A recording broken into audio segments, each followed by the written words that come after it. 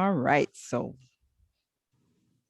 welcome back to UVI AgDiscovery 2021. And you can just disconnect the audio. So we are now going to be having our box garden demonstration by Mr. Albion Chico George. And he's an extension agent here at the UVI School of Agriculture's Cooperative Extension Service Office. So he can introduce himself a little bit more and get right into it. Welcome.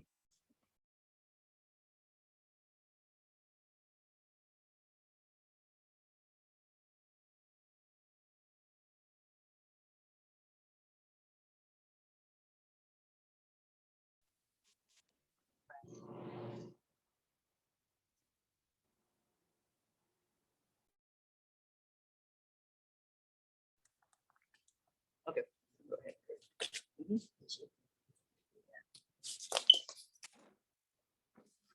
afternoon. My name is Albion George. I'm agriculture agent here at UVI, where I manage a home demonstration garden. And today I'll be demonstrating to you guys how to build a box for your garden. Before that, I'd like to ask a question. Why would you build a box for your garden?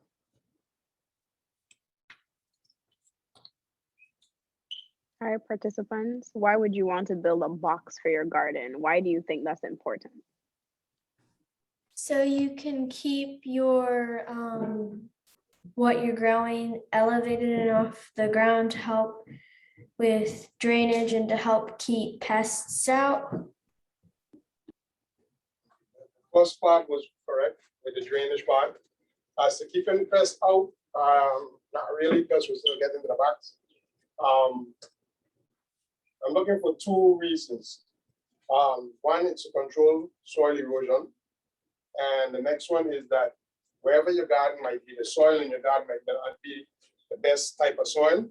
So then you can actually make your own soil to put into the box. Okay? When you're going to start to build your box, there's certain things you're going to have to look for in the garden.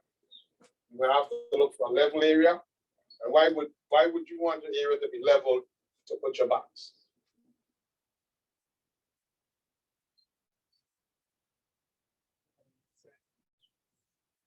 To keep it safe and for it to stay in your territory. Somebody answered that. Okay. I might have answered the first question. The reason you want the area to be level is when you build your box and you put it down, if the area is not level, what happens? The soil in the box is going to cause the box to tilt or move. So you want it to be as level as possible. Okay? The lumber we're going to be using today is 2x6. Your box should be either using 2x6, 2x8, or 2x10, so you can get a good depth in your box. Also, you want your box to be 4 feet wide, but it can be as long as you want. The reason for it being 4 feet wide is so that you can reach from either side of your box to weed or to plant or to harvest. You don't want to go a step into your box where you just put your nice fluffy soil. Okay? The ideal thing for your box is to use screws to put your box together, but today we're going to use nails just because it's a demonstration. Okay?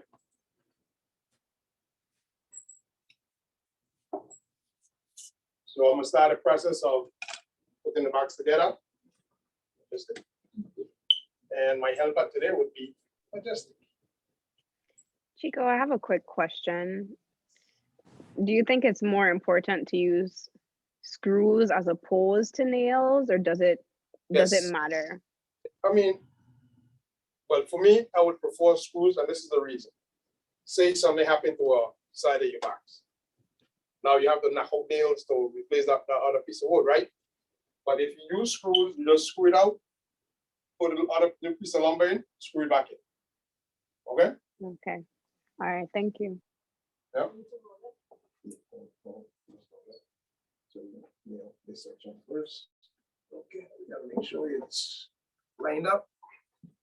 And we're gonna nail.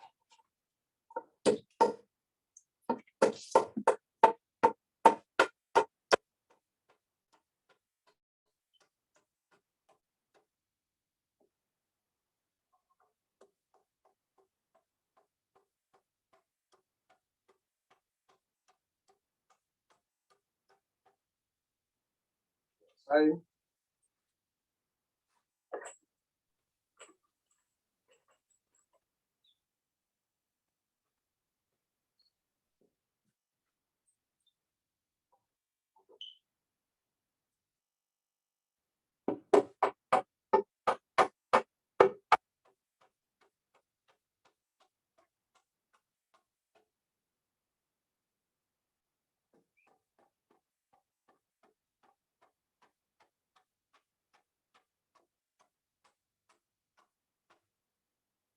And use your nails, exert some energy.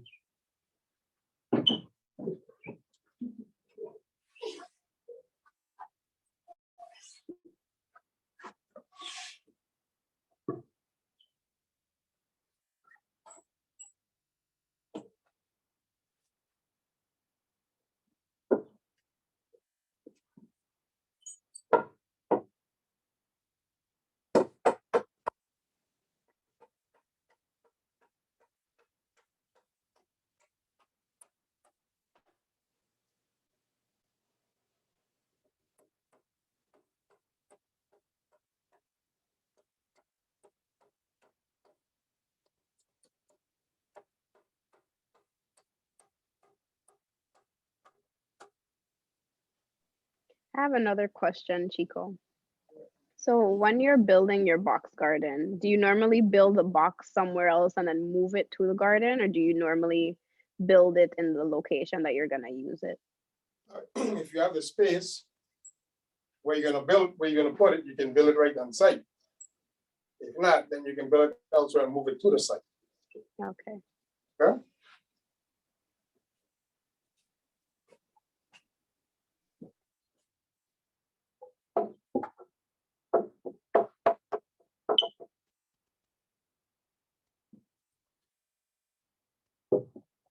Somebody's asking, can it be built?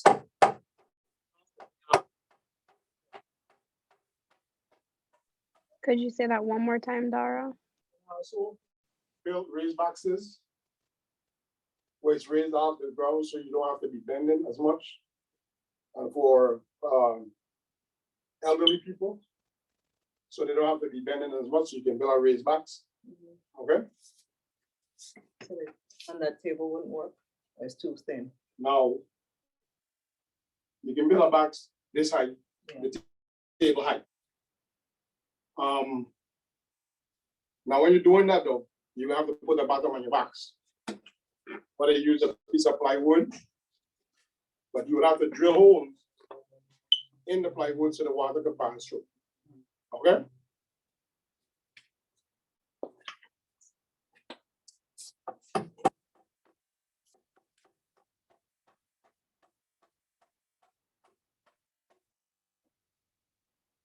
Okay. Now your box is done. There's something else you have to do to your box to secure. The question I'm gonna ask you guys now is, I'm using counter brackets. Why would I use the counter brackets to put in the box?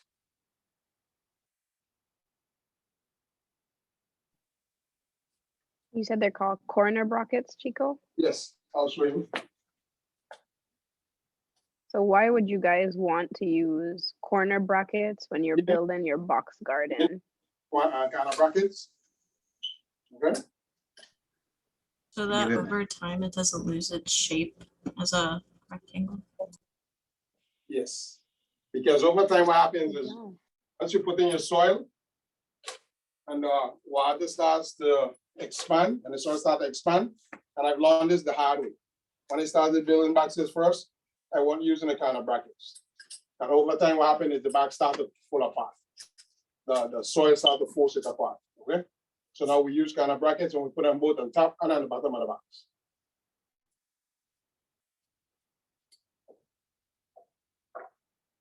So these are 3-inch kind of brackets.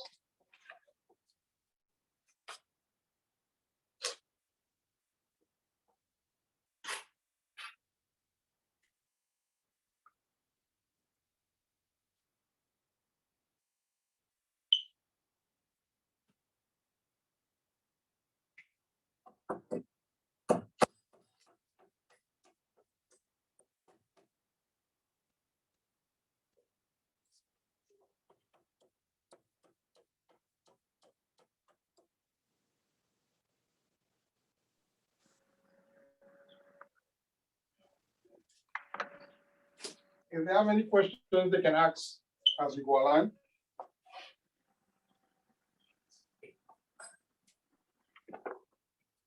So does any of our participants have any questions related to the box garden? Maybe the type of material you could use, if you could use anything outside of plywood, what types of fruits or vegetables or plants would be best to grow in a box garden? Make sure you guys participate, and remember, you could ask anything. There's no stupid questions.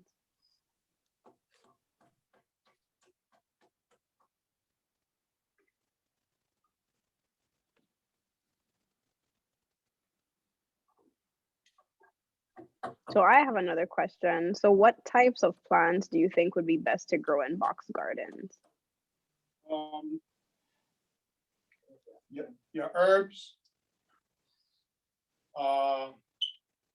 some vegetables.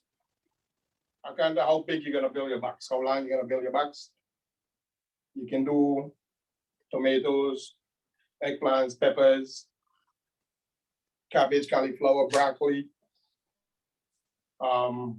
What we will call our seasoning, which would be thyme, chipotle, parsley, celery, those kind of stuff.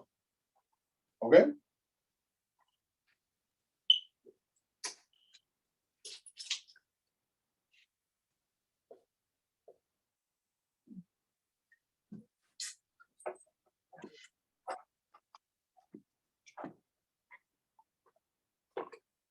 So now the thing is, I showing you how to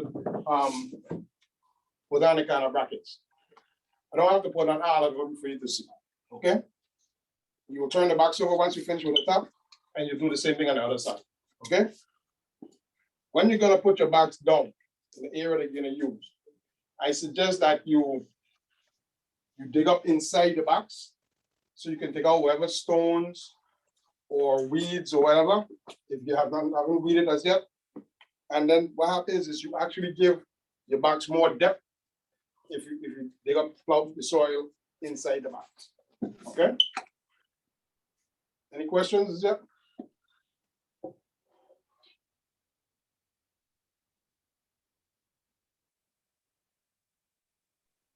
How often would you actually weed inside of your box garden? Okay, now this is what we do. We have a material that we call weed barrier that we actually, after you put your soil in, you put it on top of the soil and you cut holes and then you plant your plant in. That helps to keep in the moisture and to keep weeds out. Okay? So if you don't do that, then you'll be weeding all the time. Once the plant has reached a certain height, the area that you cut the hole in, seldom would grow, weeds would seldom grow the way. Okay? So you cut down on your weeding tremendously. I have a question. Do you have a certain particular time of the year where you plant your garden, or you do it during the summer only? No, we live are blessed with sunshine all year long. So we can plant all year long. But there's a particular set of crops that we call our cool weather crops that we will plant from like August to say March, which will be your cabbage, your cauliflower, your broccoli. Everything else we can plant all year long. Okay? Thank you. Yep.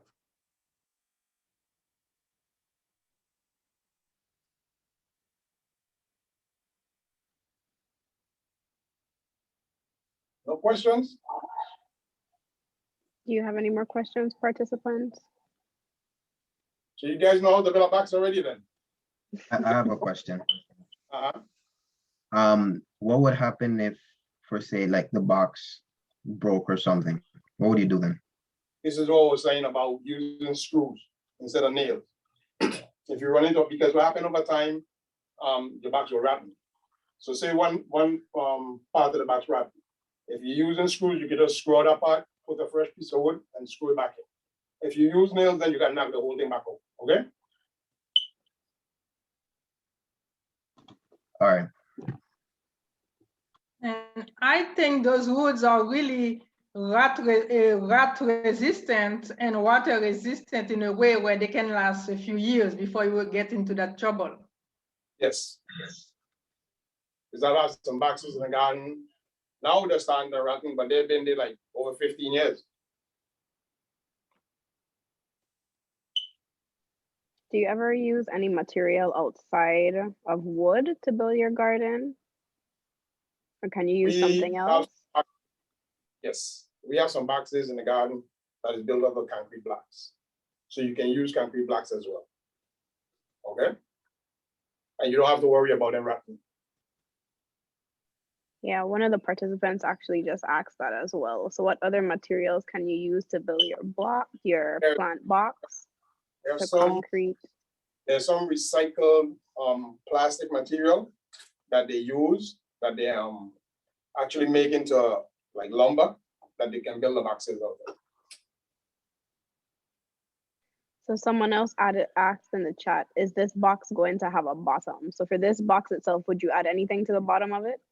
No, because this box is going into the garden, it's not going to have a bottom. It's not a raised bed. So that's what we're saying about when you put it down, being able to weed and dig up inside the box so you can remove all the stones and weed before you plant anything in, before you add your soil to it. Okay, so Matthew just asked, so when you're making your box gardens, do you make a lot of them or do you just make a few? Or how often do you find yourself making the box gardens? Well, it's based on the space that you have, the available space that you have in your garden. So if you know you have space for 5 boxes, I will build all 5 boxes one time and then put them down. Okay, thank you, Chico. No problem. Oh, so someone else asked, and Mario asked, so suppose you live in an area where you can't put the box garden on the ground. What would you do? That's what I'm saying. Then you can build a raised box. But with your raised box, you have to put a bottom underneath. So you're gonna have bottom and legs onto the box. So on the bottom, you have a piece of plywood, but then you drill holes in that plywood so that the water can pass through. And then you can line that plywood with the same mulching material before you put your soil into it. Okay.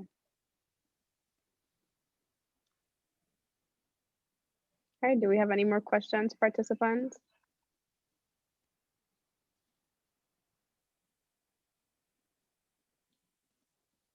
Nothing else in the chat, but Chico, do you want to tell us a little bit just about yourself, maybe how you got into agriculture? Okay, I can do that. Way back in the 70s, I lived out in the eastern of the island, the Tutu area, and we were planting on a hillside. But apparently the hillside belongs to someone. And they came back and asked for the land. And the governor at that time was Sir King. And what he did was he actually gave the group was called Ujama, and he gave the group 10 acres of land in the Bodo area. And so we went there and we started to farm the land. And we had both classroom and field sessions. And I did well in both. And so as soon as the program finished, I wouldn't say glad because of the person, but the person who had my job at UVI quit. So as they quit, I was offered the position. And I've been here now for 37 years. Wow. Okay, we actually have another question as well. So do you have to fertilize the ground inside of your box garden? And if you do, how often do you have to fertilize the soil? But this is what I try to do. In building our soil, we you can use the regular topsoil or you can buy soil. But here we actually tend to use manure or compost to add to your soil as an additive. And if you do it right, you wouldn't have to be adding any fertilizer over a period of time. Do you If you ever can have afford, to? Oh no, you if could you go can ahead, afford, Chico. huh? You could finish. My apologies. So if you're gonna fertilize your plants, you can use a commercial fertilizer. It's not everybody believe in that, but you can use a commercial fertilizer and you can fertilize your plants every 2 weeks.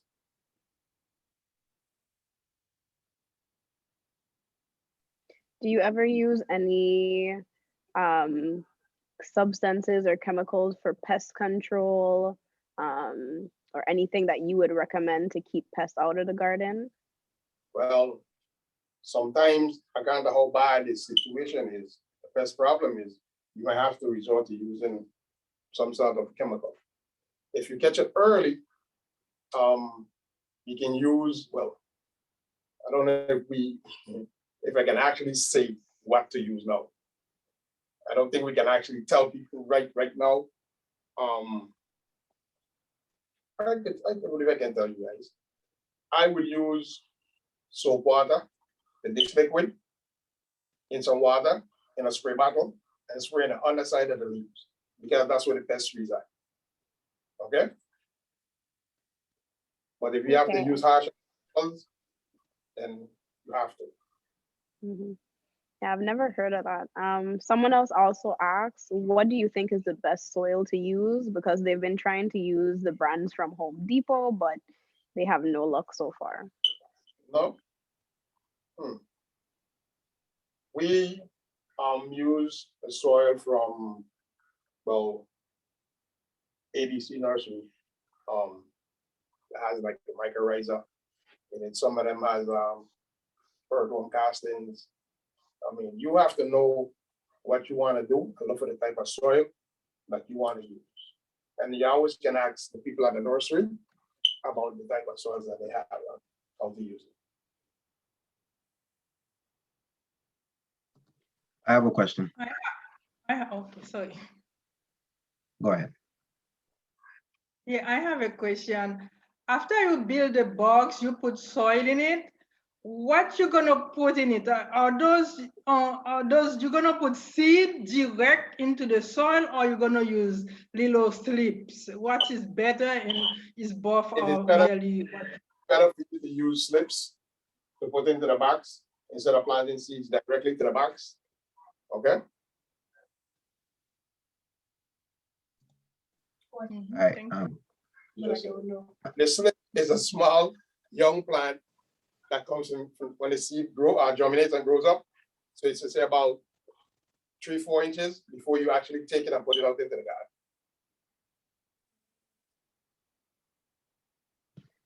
I have a question.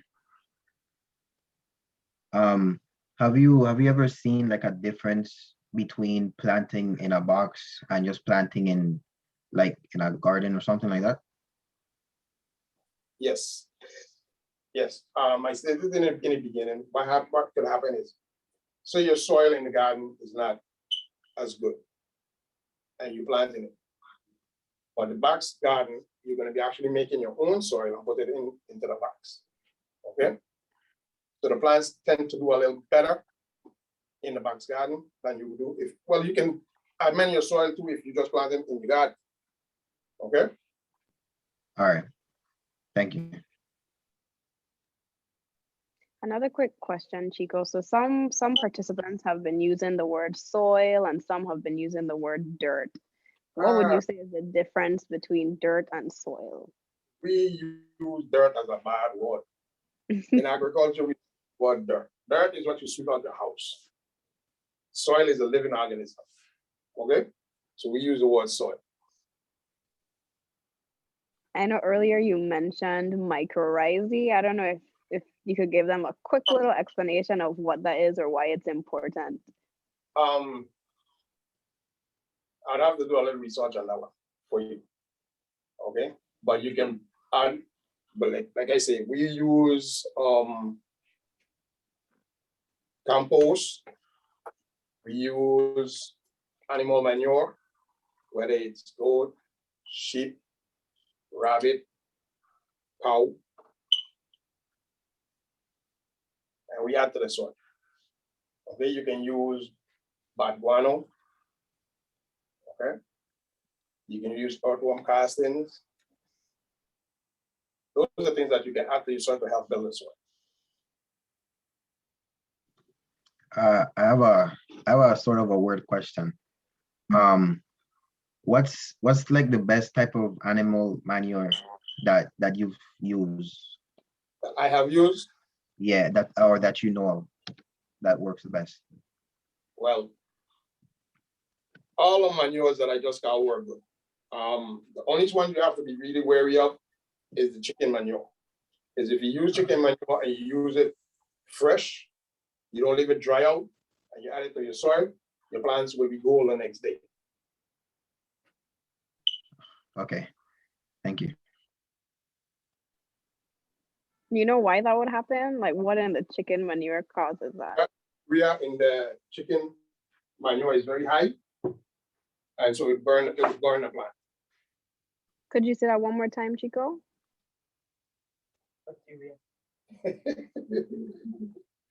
The chicken manure is very high in urea oil.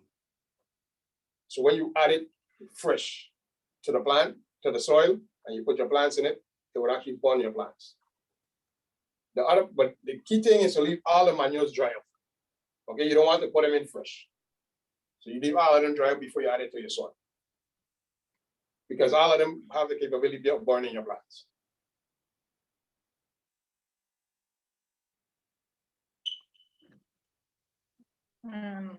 Do you water the garden, and what type of irrigation? Or how often should we water that garden?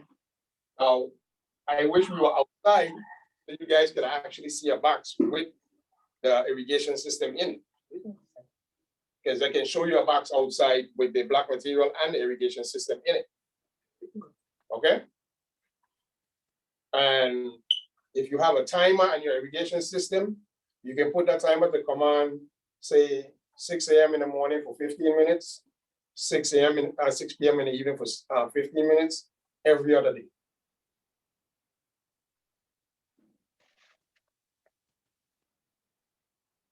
The thing is, if you have little seedlings in the box, I would water them every day until they reach a specific size that they can manage on their own. Okay? Thank you.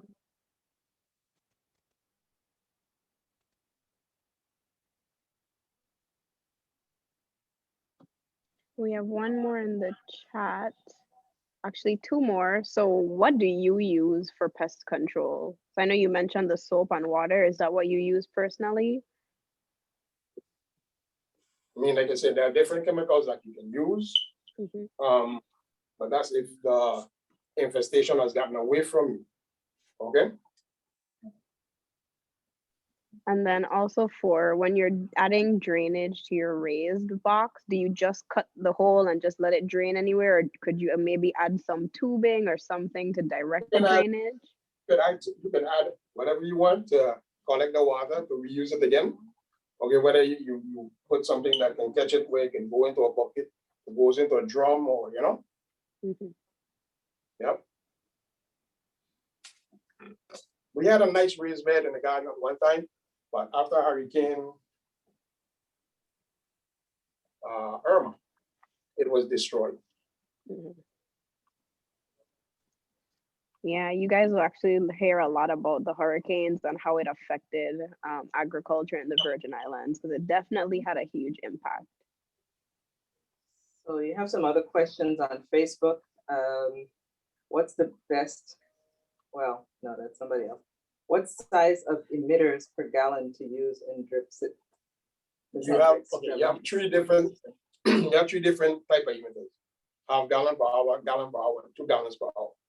The 2 gallon per hour is when you have like trees. The half gallon per hour is when you have smaller plants. And the gallon per hour is when you plant like your tomatoes, your eggplants, your peppers, you can use gallon per hour. Your things like your thyme and chible and parsley, you can use half gallon per hour.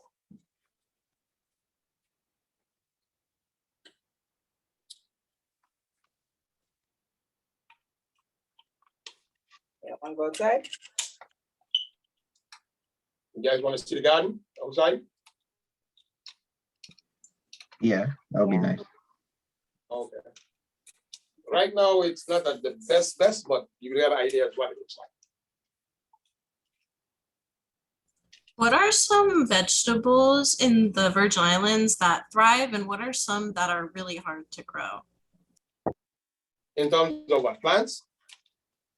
Yeah, just like vegetables, and I know like the Virgin Islands has a lot of fruits, but I was just more wondering about vegetables, what grows really well and what you guys struggle to grow. Well, I will tell you, and for me personally, I haven't struggled to grow anything. I've had cabbages in the garden, 13.5 pounds. I've grown white cauliflower, the purple cauliflower, the orange cauliflower.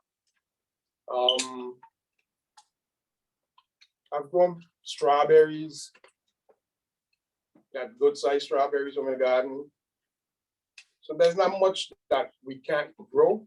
It's just to know the variety that will grow here.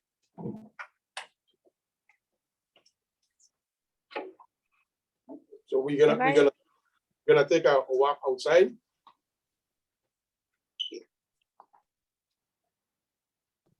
And is there a fruit or vegetable that can't be grown on St. Croix or the Virgin Islands? That can't be grown. Yeah. Give me a food that you think can be grown. Okay.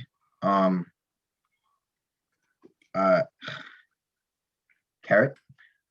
Huh? Carrots? Carrots Yeah. can be grown, beets can be grown, onions can be grown, corn can be grown. Blueberries. Right now we have some people who have blueberries. Starfruit? No, never mind. Starfruit, one. I believe some people struggle with some vegetables because we have a hot weather in St. Croix in the VI, and that gives us a little bit more moisture, and that's very comfortable for some bugs and some disease. So we can grow a lot of vegetable, I believe, but we have more attacks than some other places that would have. So you might have those attacks at certain times of the year, like when it's hot and then it starts to rain again. You might see more pests. If your plants are strong and healthy, they can resist some of the pest attacks. Okay, so it's just to try to keep your plants as healthy as possible. Someone else also asked, can we grow apples and oranges? Yes. Well, let me say this first for the oranges. I've grown tangerine here at the garden. I know people who grow orange. For the apple, when I first started to work at UVI, we got a call from a homeowner, and he asked us for a home visit. We came to his place for a home visit, and he had actually had the red American apple growing. It was just smaller in size. Wow. Yep. But that was up in the higher elevation of the island. Okay, well, thank And you, watermelons? Chico. Sorry, Watermelon? just one more. Watermelons? Oh, yeah. Lovely watermelons. Oh. Lovely pumpkins, cucumbers. Yep. Gosh. Okay, thank you. All right. Okay, Tohira, can you engage them for about a minute as we travel outside? I'll take the spotlight off of in here. And you can go ahead and speak in the meantime, or Dr. Peterson, if you would like. I'll say a few words about Mr. George and our urban gardening program, if you don't mind. Is that okay? Sure. Yes, All right, that sounds good. great. Thanks for all the questions, everyone. I appreciate how you've been engaged with Mr. George and his demonstration, his presentation. Mr. George is an extension agent, like he said, with our Cooperative Extension Service. And in his capacity, he works with the Urban Gardening Program of our office. And what that program does is to engage the public, especially homeowners, but not only homeowners, schools, community groups, anyone and everyone who's interested in learning how to grow fruits and vegetables around their own homes for their own purposes. The idea is to teach people how to generate fresh food for themselves while saving money, of course. So Mr. George does this on a routine basis. He responds to phone calls, responds to email messages. There's even a big WhatsApp group he responds to. He goes to homes, he goes to schools. He just does it on a continuous basis. He's about to show you the demonstration garden. As he said, it's not in its best of shape, but the demonstration garden is there to present to those who want to learn what the practices are that we support and encourage others to use, such as drip irrigation, mulching, as he mentioned earlier. And that's what the demonstration garden does. So when it's a very active time, like before COVID, school groups used to come through on a regular basis to visit with Mr. George and to learn from him. So we're really happy about that. Very recently, a competition was started here in the US Virgin Islands. It's called the Plant to Seed competition. It was generated by one of our senators, Senator Milton Potter to be exact, and he has engaged us at the School of Agriculture in launching this competition. And the competition is targeting young adults. And what they do, we basically have given out tomato seeds. It's all about tomato growing, giving out tomato seeds, cherry tomato seeds. We gave them soil, we gave them pots, and they're supposed to now grow these tomatoes in their own homes. The students take measurements, data, and at the end, there's going to be a big giving of prizes to those who do their best, those who take the better notes, those who have the good production, et cetera, et cetera, et cetera. All in a way of encouraging gardening and agriculture among our young students, as well as, of course, keeping them engaged with the School of Agriculture, hoping that they would think of coming to our university to study agriculture. So I wanted to put that context there as far as what Mr. George does on a regular basis. What he's doing for you today is something he does all the time. Hope I was informative. And if you have any questions, please let me know.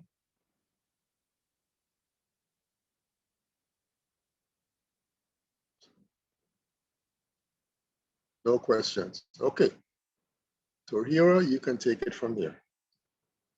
Yeah, so I wanted to ask you guys, has anyone tried growing any fruits or vegetables on a small scale where they live, whether it's in a box garden or a container garden, or even in a cup or bowl, or anything that you've ever tried to do? Has anyone tried to grow any small scale fruits or vegetables? Yeah, I had one in my room. It was like a tiny little strawberry plant. Unfortunately, it died because I'm not that good at taking care of it. It like lasted for like 3 days, kinda. So I watered it and I put it in the sunlight. It was like this small. It was like in a little round container. And it was nice. That's cool. So I also tried growing chives. So after like I cut my chives, use it in my food, I always save the roots. And if you just put the roots back into water and put it in the sun, it'll regrow on its own and you could just keep reusing it. I don't know how many times, but you can definitely keep reusing it instead of having to go to the store and continuously buy chives over and over again. Has anyone else grown anything? Or maybe when you were younger, did you ever learn to grow grow beans inside of those little cups with tissue paper or anything like that? I was just about to say I grew beans in elementary school. And my grandmother, she has a green thumb, and she used to grow watermelon and tomatoes and stuff like that. Okay. Me and my brother once tried to grow watermelons, and that failed. Did you use the seeds from the store-bought watermelons? Yeah. Yeah, so sometimes I think some store-bought foods, the way the agricultural companies produce them, a lot of the times it's really difficult to regrow from the seeds from those plants, because sometimes they just they're not feasible or you're not able to actually grow with them. So if you try to buy the seeds themselves from the store and try it like that, or maybe use it from like a local farmer, then I feel like you might have a better chance. Yeah, like the only thing that really happened was just a little like plant or something came up, but then it died like a few days later.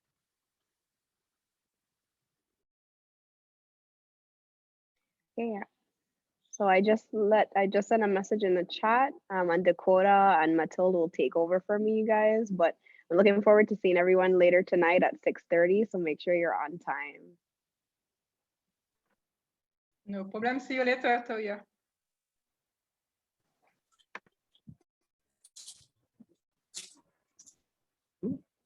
Again? Hey, Ben. Oh, sorry.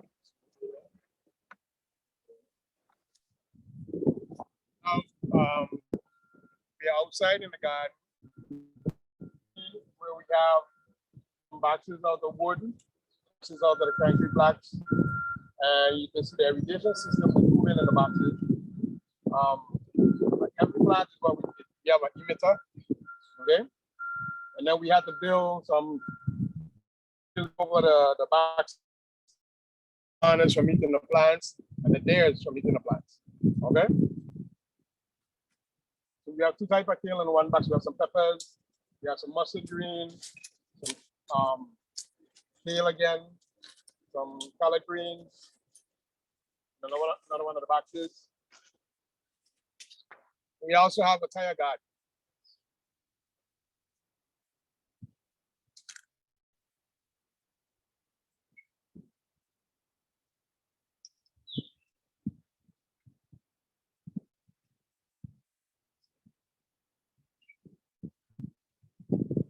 You guys see the tire garden?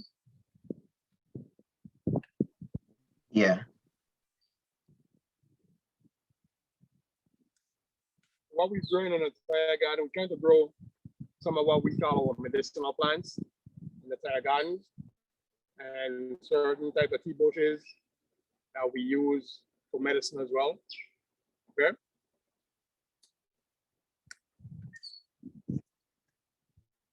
Any questions?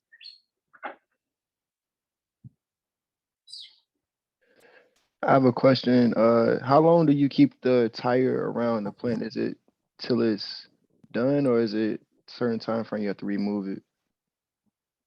Well, tires never really done. They're here all the time.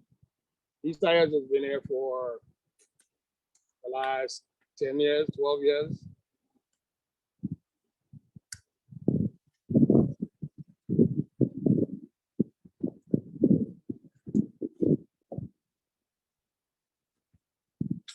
We have a lot of different stuff growing in the garden right now.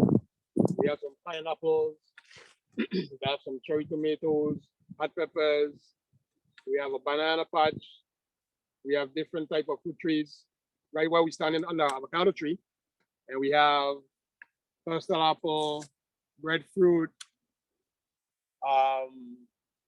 star fruit, guava, cashew, mango,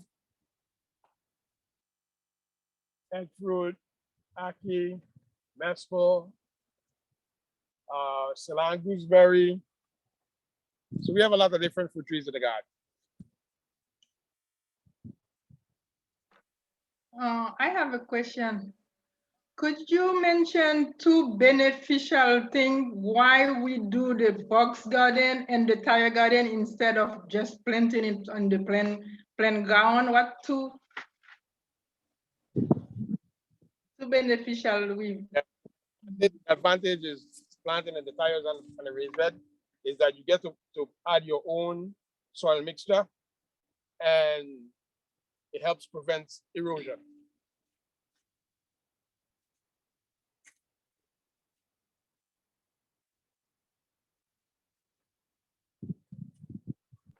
Thank you. Mr. Chico, what is the plants you have in the garden right directly to your right shoulder? It's with the screen. It's kind of elevated. I don't I don't think I heard what plants that's protected in that screen. Cage that we got over, we have some mushrooms, have some cage, have some collard greens in it. And we put the cage over the boxes because the iguanas and the bears were eating the plants. So we have to protect them.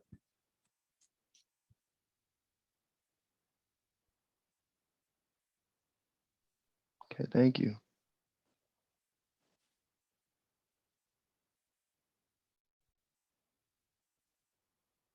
Any question from the participant? What question you have for Mr. George, guys? I have a question. What is like some of the few like main pests you have to like be wary of? Say that again. What are some of the few pests that you have to be wary of? The few main ones. Caterpillars, mealybugs, aphids, and whiteflies. Okay, thank you. Those are the ones we have to contend with on a daily basis.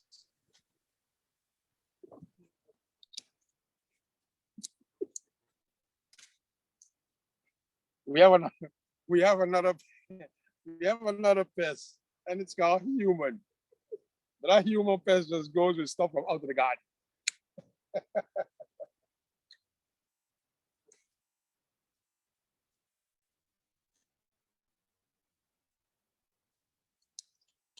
Any other questions?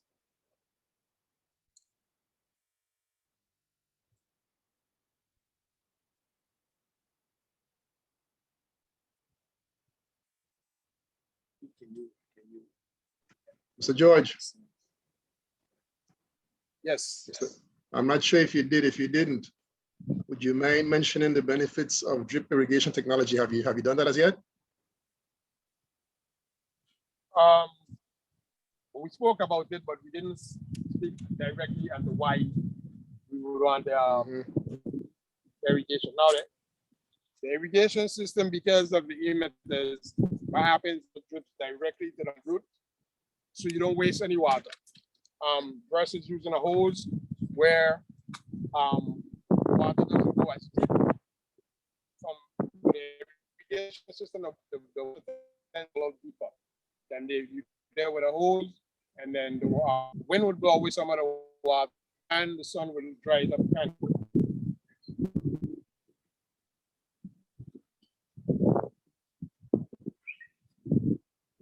have a question. Would they be able to use drip irrigation on the waterfront as opposed to sprinklers? Yes. They have big trees. That's why it gets the grass. That's why they do it with the sprinkler, because of the grass. Not so much Explain why she's asking for them who don't know what she's talking about. On our waterfront area, they just put down some palm trees, I think, and some grass. Now she's asking why would they put sprinklers instead of irrigation? Like the sprinklers is a form of irrigation as well. But the sprinklers are there because of the grass. Now, if they were just dealing with the trees, they would have put the drip irrigation and ring the trees with it and have emitters at certain points at the, around the tree.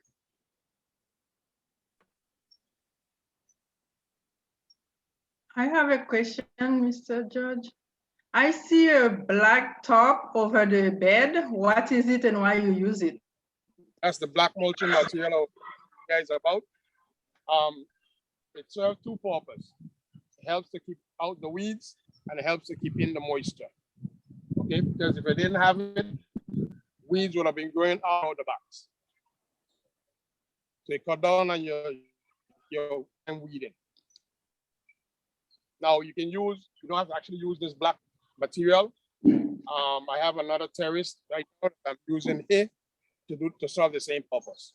But the hay now would break down and go back into the soil as organic matter. Okay? Thank you.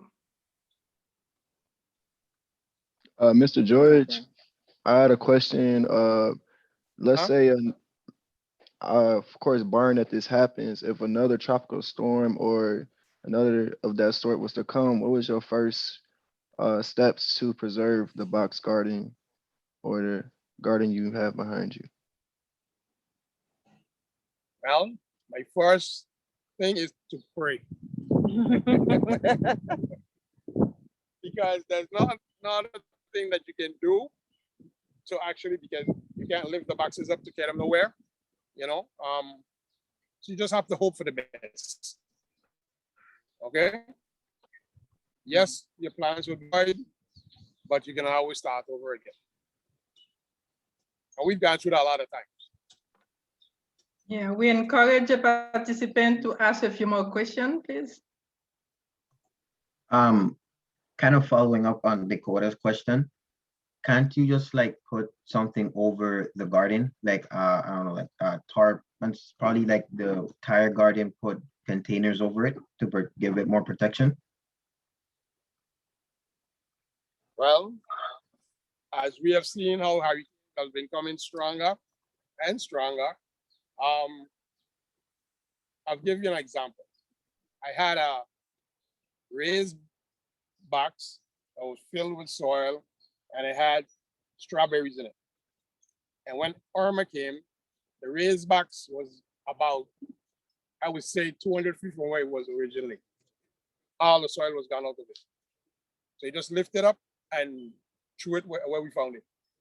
So it's hard to say put anything really over unless you build like a greenhouse kind of thing. But the way the wind has been blowing, it would destroy almost anything. So to piggyback off of one of the questions in the chat, then of what you said, it asks if there are any materials I can use to withstand the hurricane. I'm guessing there is any that can be used to withstand the hurricane. There was a question in the chat that said, is there any materials that can be used to withstand a hurricane? And piggybacking off your answer, that would be none then, right?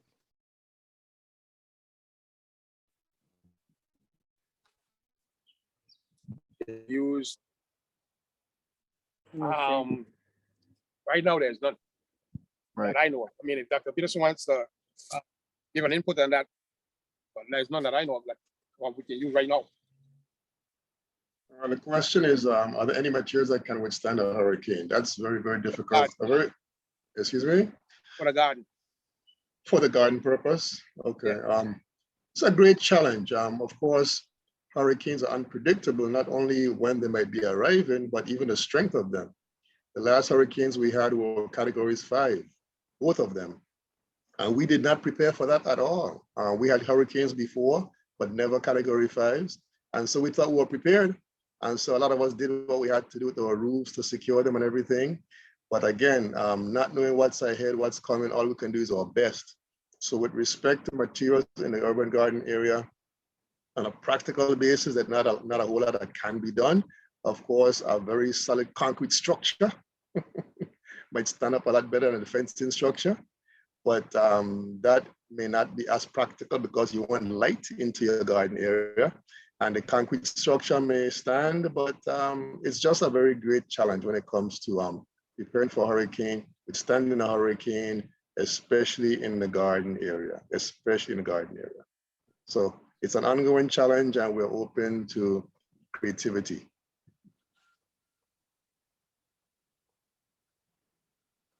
Dr. Peterson, as you speak on that, could you explain, because there's some people that don't understand the different categories, that you need to translate it into something that they might understand in terms of how much speed and destruction that is, the different.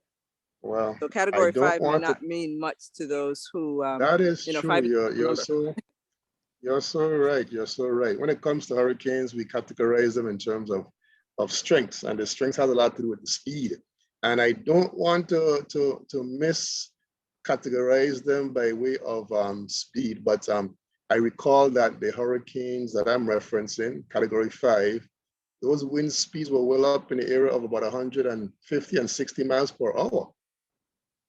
So the different categories, like I said, are associated with different speeds, but the category 5, I recall those, somebody speaking? I recall those strengths being up in those areas of wind speed. And that's a very, very strong. I was saying, and that's stable, not gusts. So you could just those explain the difference. Yep. Yeah, I able to, recall the winds being up between 140, 160, they're about for category 5, and there were some extremely strong winds that I for sure personally had not experienced before. Could not believe what I was sensing, what I was feeling. So very difficult to prepare for, and very difficult to sense or to feel unless you've been a part of it. Really difficult.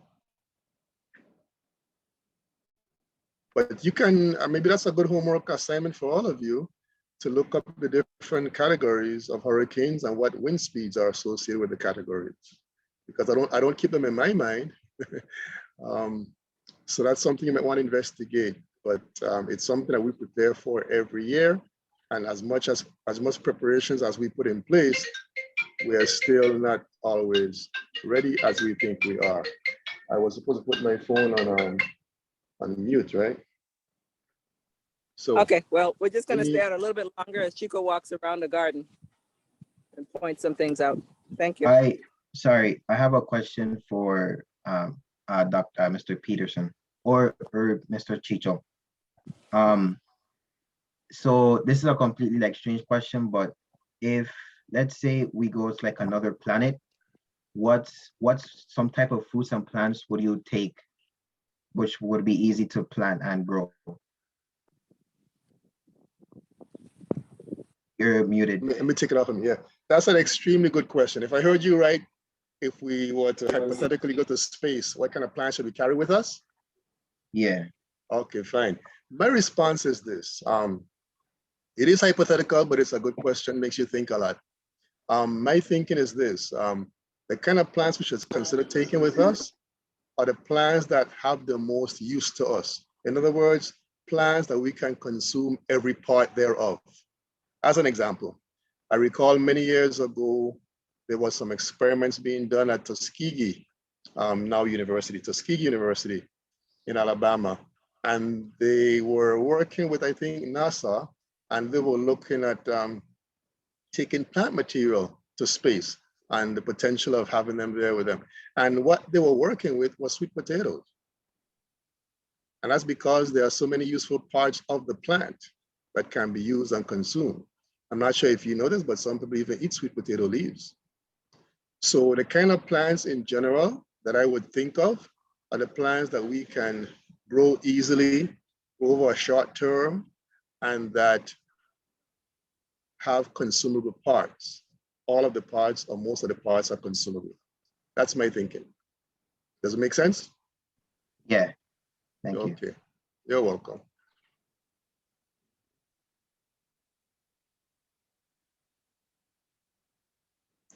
There is a list of plants, something else that you can probably do on your own. You can do this on your own as part of your homework assignments.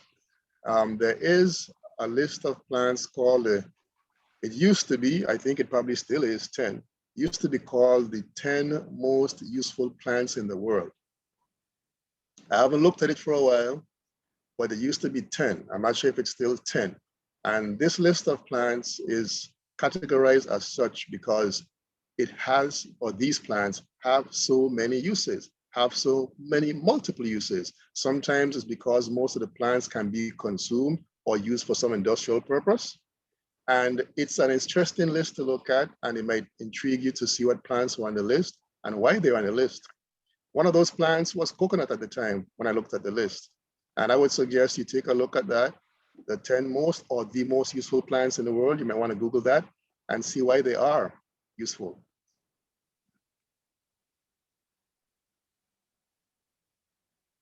Can you think of the many uses of the coconut? Anybody? Yeah, you could use the fiber from the coconut skin, right? To, make something. Yes, such as what? You're correct, such as what? Probably like shoes, I think. Like shoes, or probably if you have enough clothing, something like that. I've seen coconut being used to make mats. Have you ever seen that before? No. Of course, you can consume the coconut as a fresh food, whether dried or green.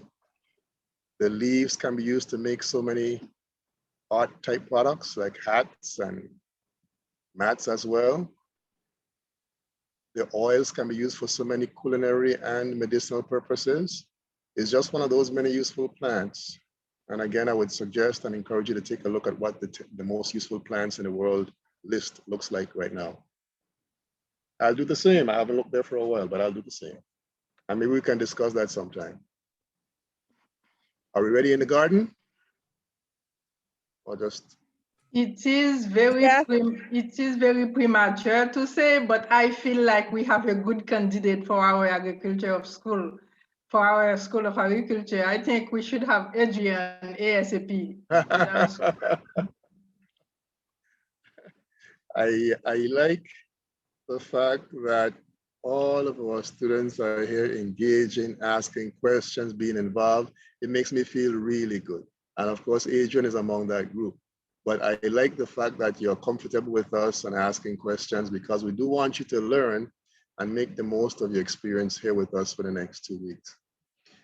Let me see in the chat, someone said digestion. Okay, someone said making fire from the coconut.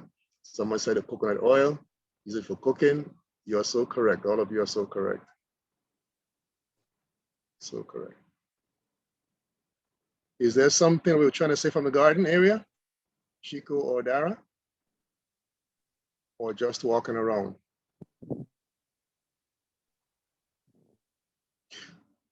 One of the things that I want you, go ahead. No, so walk around a little bit, but we're gonna head back inside. Okay.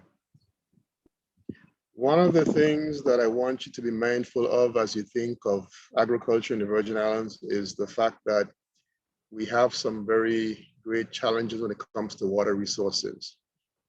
Climate change is upon us, and I'm sure all of you have heard that expression before. I'm sure you know more or less what it means. And how it translates for us here in the territory is that we have some very long dry spells with no rain whatsoever. And those spells are getting longer and longer. On the other extreme, we have some very rainy spells. And so the rainy seasons are getting more and more intense. A lot of flooding takes place during that time.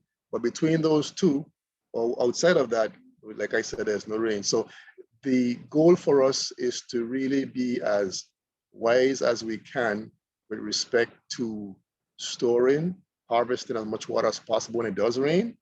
And when it does not rain, to be as efficient as we can in providing water to our crops and our livestock. And that's one reason why I mentioned to Mr. George to make reference to the use of drip irrigation technology, which is a very, very conservative method of applying water. And it has a very high, what we call water use efficiency in terms of how much water is consumed by the plant versus what is wasted when we apply water. So water challenges are great for us. And if you speak to our farmers, that would be the first thing on their list that they tell you in terms of having sufficient water when they need it. Recording in progress. Just wanted you to have an appreciation for that reality, since you are not here physically with us. And we want to do as much as we can to do the next best thing to have you sense what we sense here in the Virgin Islands. Any questions based on what we've said?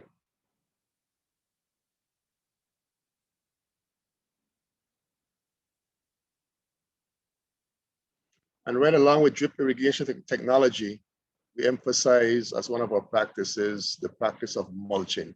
I think Mr. George did make reference to mulching, but my question to all of you is, do you know what that means? Does anyone know what we refer to when we refer to the practice of mulching?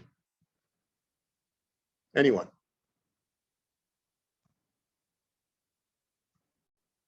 Anyone? No one? Okay. When we speak of Jessica, mulching, turn the spotlight back on for a second. Sorry about that. When we speak of mulching, we're speaking of using materials. It could be organic materials, it could be synthetic materials to cover the soil surface. Ms. Wilson asked Mr. George a few minutes ago to basically explain what the black material was on the ground. You recall that? So what we did with that material was to smother weeds. So mulching is a practice of using either organic materials such as hay or grass, whatever you have available, or using synthetic material such as those weed barrier fabrics. And by covering the ground surface, of course, we control weeds, but we also conserve moisture in the soil from having the plant roots dry out. The other thing that mulching does is basically save us a lot of time, because there's less time spent weeding, there's less time spent watering. So those are all the benefits of mulching plants. And if you've ever seen, in other cases with ornamental type plants, if you've ever seen bark being used in landscape bedding, that's also the practice that I'm referencing called mulching. So all of those are water conservation practices that we emphasize here in the US Virgin Islands. Any I have questions? a question. Yes. As technology keeps evolving and getting better, what do you see, like how do you see that changing agriculture and the study of How do I agriculture? see? How do I see? How do you see, as technology improves, how do you see that affect agriculture and the study of agriculture? Okay. Basically, as I note the improvements in technology, the advancements in technology, what that has been doing is making science a little bit smarter every time. So what it translates into for the farmer is more efficiency. So the farmer can therefore produce, hopefully, at a lower production cost. If the production cost goes down, that means the profit margin increases, correct? So what I see those translations being for the farmer is in having smarter technologies on the farm, increasing efficiency, increasing profit margins. A good example of that is drip irrigation technology. Because farmers use less water, if the farmer pays for water, then that cost to the farmer is less. The cost to the farmer as well, with respect to time and watering the plants, is also reduced. And every time the farmer reduces his or her production cost, his profit margin, like I said, goes up. So the way that technology is going right now, I see it getting smarter and smarter and benefiting the farmer more and more, as opposed to the other way around. Consider as well other technologies such as drone technology. Here in the Virgin Islands, many farmers as yet don't have drones, but there is a lot of potential for drone technology. Let's consider the same hurricanes that we spoke about earlier. If, let's say, I have a farm, I have a livestock farm, let's say I have a sheep farm, and my sheep are all scattered after the hurricane, they all got out of the pasture.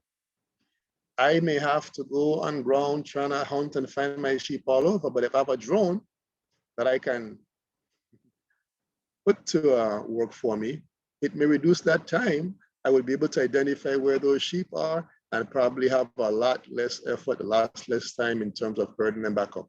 So that's an application of technology, again, to the farmer's benefit. But as well, that same drone technology is used as we speak to help farmers to monitor crops, monitor big fields. And from monitoring the field above, a farmer can tell what part of his field is probably not doing as well as.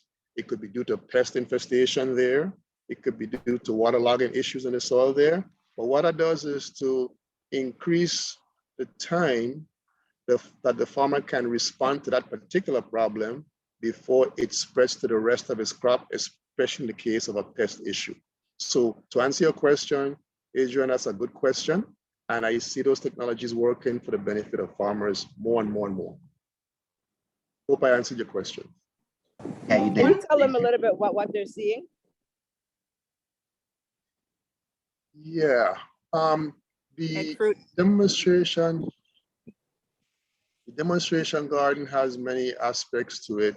There is right now we're looking at the fruit trees in the demonstration garden. And this particular tree, we call it the egg fruit. If you look it up in online, it would be called egg fruit or canistel, C-A-N-I-S-T-E-L, canistel. This particular fruit is from South America, and it has a very, very egg-like texture once it's ripe. That's why it's called egg fruit. And it's used to make, here in the Virgin Islands, it's used to make a lot of drinks, smoothies especially. But it has that value such as a flavoring. Many people use it for flavorings in many pastries and drinks, like I said. Really, really becoming more and more of a popular fruit here. And so there are many aspects to the demonstration garden. This is a fruit tree orchard that we're looking at. Other parts of the garden you've already seen, where we have the boxes constructed, tires constructed as well to produce. So George, can you speak? No, he's still watering. But this is something a lot of people want to know about. Yeah, this is an epiphyte, okay? It's Tillandsia. Scientifically, we call it Tillandsia. There's a local name for it. Doesn't probably make a difference to you. People call it old man's beard here, but it's Tillandsia, scientifically speaking. It's basically an epiphyte, which means that it grows on other plants. Epi on top of phyte, plant. So an epiphyte is a plant that grows on other plants.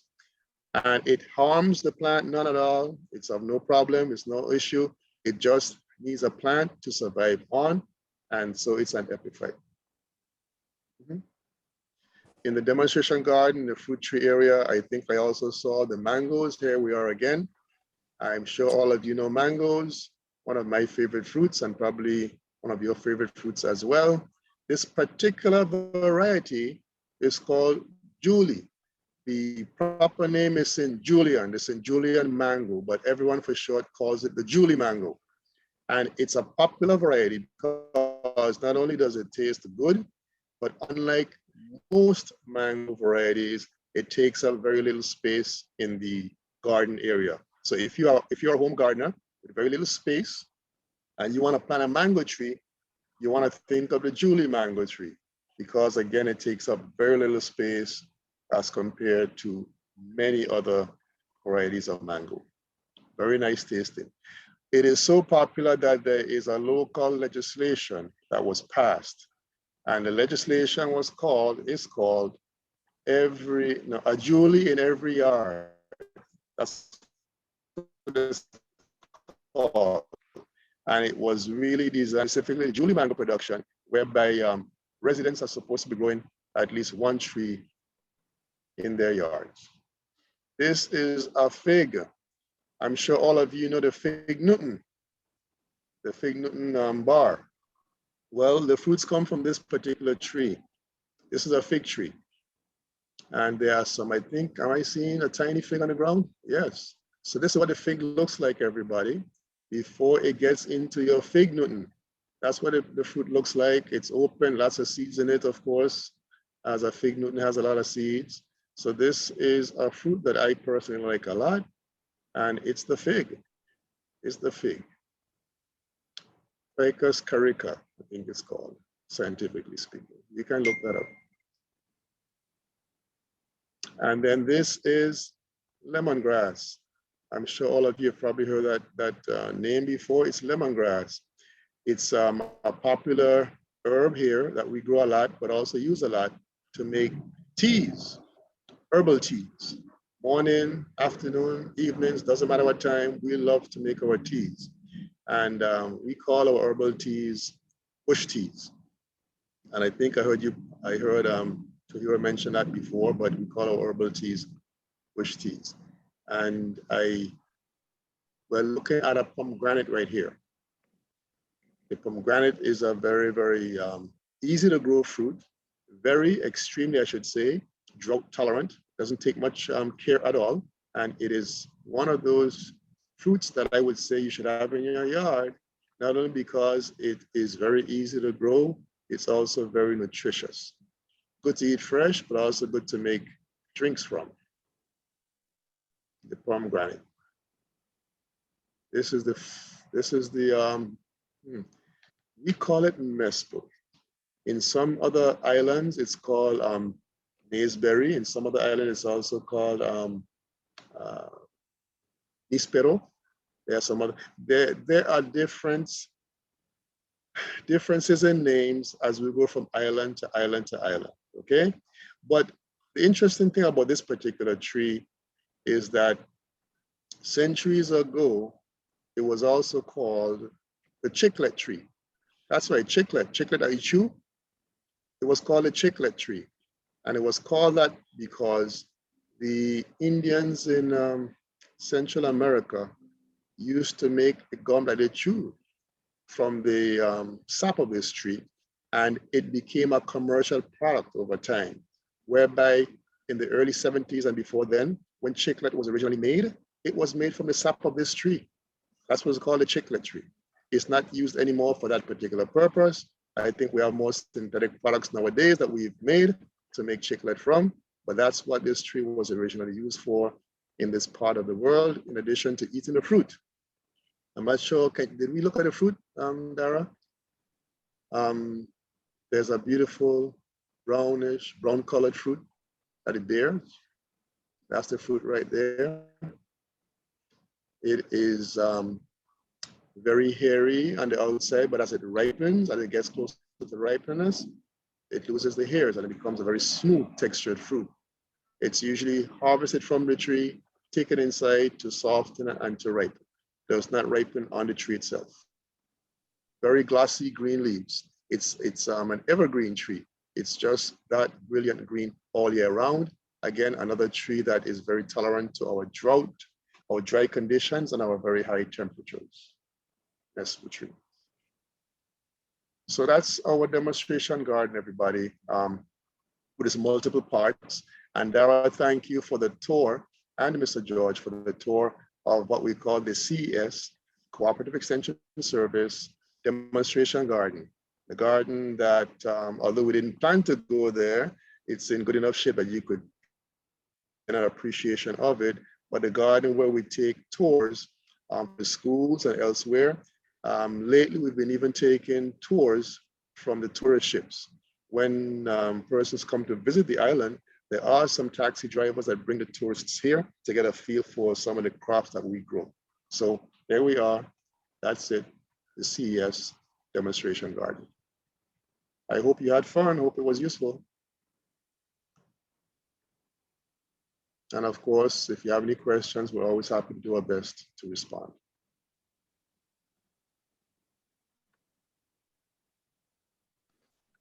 No questions?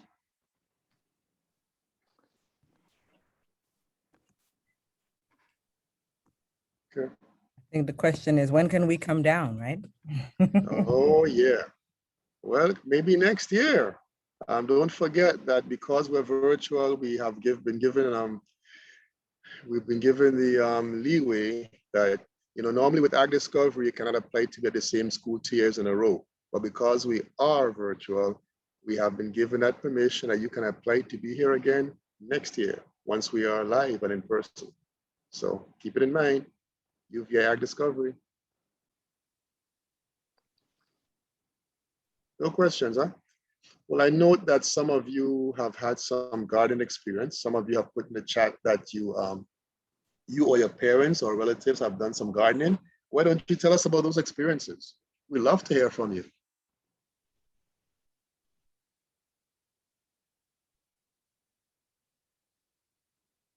Nobody? Let me start so I can ice break the cycle and I'll pop up to someone else. I was raised and born on a farm in Haiti, and my parents, they are farmers all their life, and that's how I was able to go to school and eat every day. I'm going to pop up to, let's say, where is Abish in Nastasia? Good. Do we have Nastasia? Me? Yes. Yes. Oh, okay. Well, my mom always used to have a little garden growing up, and we would always plant sunflowers. And I remember one time we planted a pumpkin, but then we have like rabbits, but they ate the pumpkin. So, yeah. I'll popcorn to Sarah.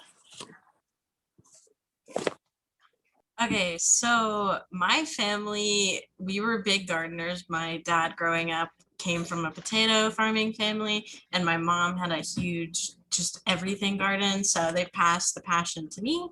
We have a huge regular garden. I think this year we have over like 100 tomatoes. We really went big on that one. Then we have an herb garden as well. We have literally anything you could dream of: peppers, eggplant, zucchini, all types of squash. Um, and on top of that, we have a huge fruit garden as well. So blueberries, blackberries, raspberries. We have apples and a few different kinds of pears. And even at school, my school has majors, and I majored in the sustainability and food science one, and we have a huge garden there with a bunch of raised beds. So this experience today is actually quite familiar to me, and we have a bunch of raised beds with pretty much the same thing that I have here at my home, but gardening and growing vegetables is definitely in my field. And I will pass it to Cicely. At home, I never really did any gardening, only pretty much at school. And sell popcorn to Azima. Okay, so I don't have that much of a gardening experience, but we used to have a pool in my backyard, and we have a big backyard. So where the pool used to be, we like put crops there like tomatoes and like strawberries and like sage and all like, the vegetables like celery or something. I'm not that good at that, but we still have them there. And a popcorn to Lucy. I don't have a very big garden. I only have a small one on my porch with like rosemary, thyme, mint, chocolate mint, and I have one small zucchini bush. And I'll popcorn to Adeja.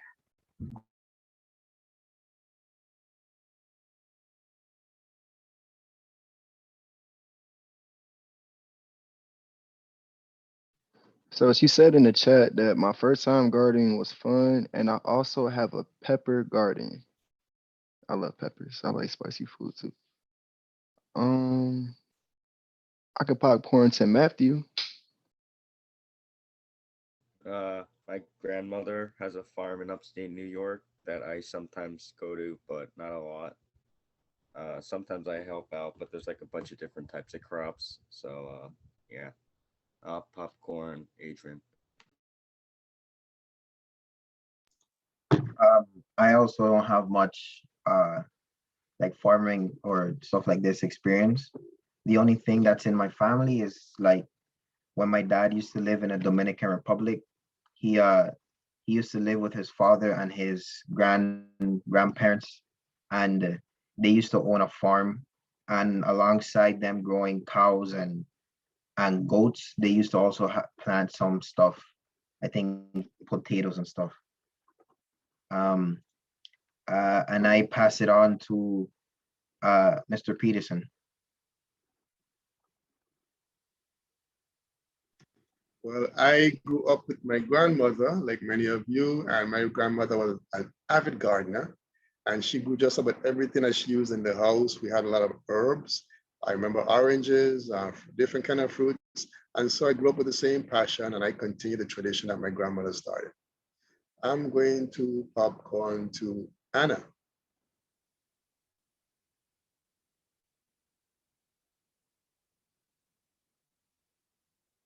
Anna, if you're speaking, you're muted.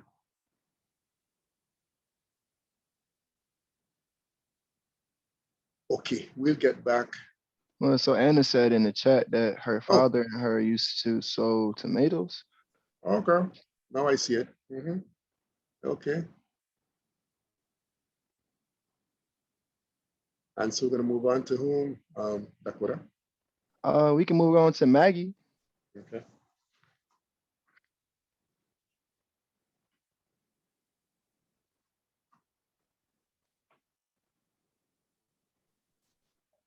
Maggie.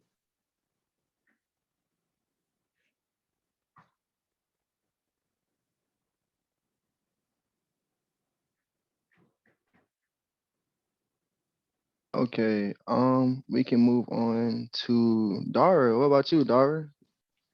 Miss Dara, I'm sorry.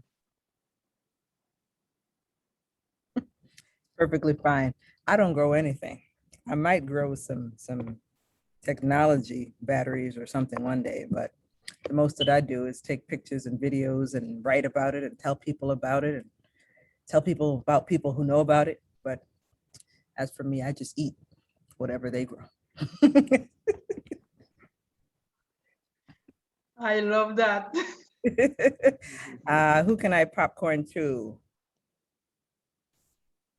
Who is left? Nastasia? I think No? she started us off. Yeah, she spoke. Started She us off. spoke. Sorry about that. Is Miss Sarah on? There's two Sarahs, right? Yeah. Let's see which one answers first. I had already answered, so it's not me this time. Oh, it got to be the other one. Let's see. And if she is not available, can I popcorn to Dr. Benoit? She's hanging out with us. Yeah, hi everybody. Well, I have come from a family historically of gardeners, but nobody recently it does farming for a living. I grew up with a little garden in our yard, which at the time I didn't like because I was a very picky eater and I didn't like the things we grew in our garden and I had to do the weeding and I didn't like that very much. But I have expanded lots of things that I like to eat now, and I love growing food in my garden. It was a bit of a challenge for me coming from the Midwest and now living in the tropics to try to learn what grows here, but it's been a lot of fun experimenting with that and trying lots of new things. I was inspired by looking at the garden, the demonstration garden you have there at the UVI gave me some new good ideas. So I have a lot of fun, but I also find it challenging because we have a pest here that I never had to deal with before, and that's iguanas. And iguanas have started a couple years ago doing a lot of damage in my garden. So I built a screened in kind of shed, and now that's helping me a lot. So thanks. Let's see who, I'm sorry, I really wasn't looking at the list. I'm not sure who we haven't called on yet. I think Azaria, I'm sorry if I said your name wrong, but I believe she has not spoken yet. Thanks.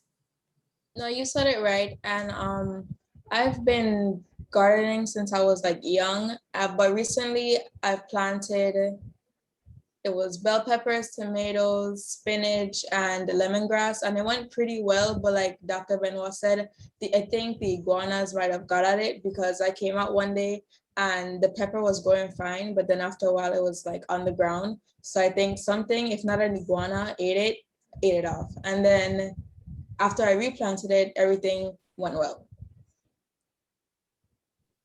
That's awesome. I didn't know iguanas was that pesky, man. Oh, yeah. I know up north, because I actually stay in Indiana, and that's where my grandmother and I used to garden a lot. We had to deal with squirrels. Squirrels was the culprit for us.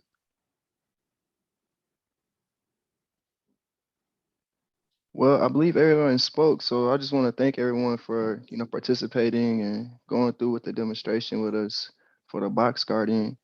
Um, as I just want to thank everybody for participating, and we do have to another session at 6:30. If you all can log in at 6:25, but I'm going to post the group me link again because some people were not able to join just yet.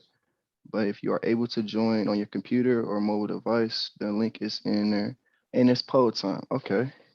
So I will let Dara do that one. Don't know how to do that.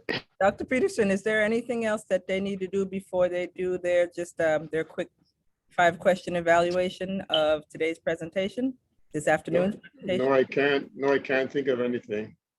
As everyone was speaking about the garden experience, I was inclined to change my virtual background because this particular picture reminds me of two things.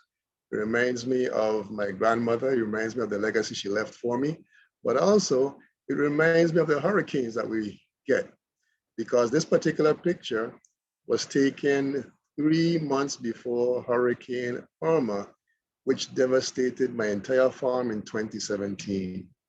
And I recall that clearly because I had taken this picture because of AgDiscovery.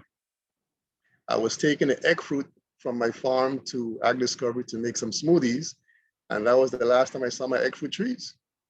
So all that you see in the background were basically lost except one single avocado tree. And I found myself starting all over again. But that's just the nature of life here in the territory. And we just have to be resilient and bounce back. So that's what I'm doing, bouncing back. So that's it for me. Nothing else before they do the exercise you discussed, Dara. And thank you everybody for contributing to the conversation and sharing about your garden experiences. Thank you very much.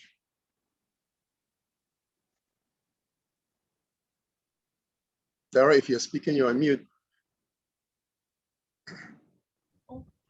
What we're doing now is just the feedback poll, and I will launch that so that you can get that going. Somebody in the chat said, I think I lost my green thumb. I recently murdered a collard green plant via neglect, and the rain overwatered it. Okay. Don't give up. All right. So we're going to launch the poll, but just some quick nonverbal feedback. Let's get a thumbs up or a clap or something from everyone if you enjoyed today's demonstration garden and box garden demonstration. All right.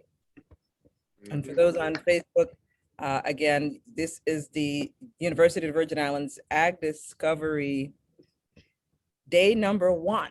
Already so much that you've learned, from ag communications to how we document and get the word out amongst ourselves and also with everyone else, as well as building a box garden and our Cooperative Extension Service demonstration garden here on the Orville E. Ken campus.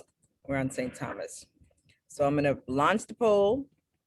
And again, we're doing these evaluations after every presentation that's made so that we can get better, so that we can improve. And we need your feedback, your honest feedback, to know how we're doing so that we can continue doing it better. So the first question is, and ignore that, it's for the last presentation, but it's the same 5 questions for every single presentation. So how effective was this afternoon's presentation?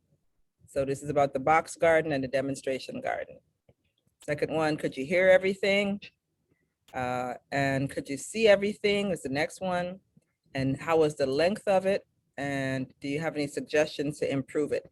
Remember that all your suggestions can be typed into the GroupMe app. I mean, if you want to put it into the Zoom chat, you can as well.